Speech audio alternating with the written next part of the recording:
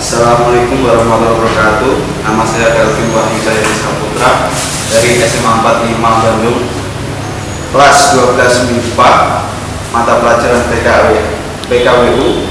Saya akan mempresentasikan makanan tradisional weci.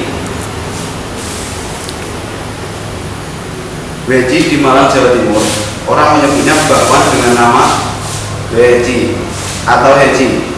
Tak hanya di Malang, di Madiun, Lumajang, Tulungagung, dan beberapa kota lainnya di Jawa Timur juga menyebut bakwan dengan sebutan weci atau heci.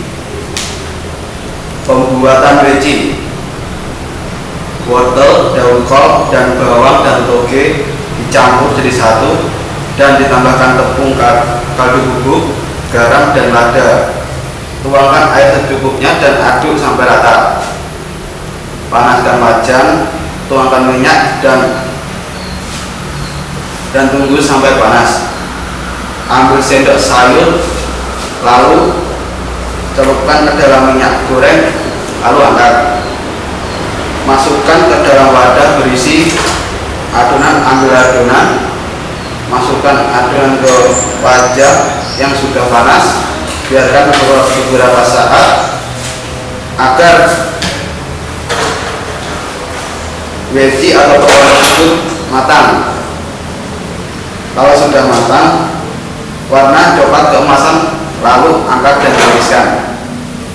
Kelebihannya mudah untuk dibuat dan pas buat ganjal lapar, apalagi waktu hujan, enak dinikmati.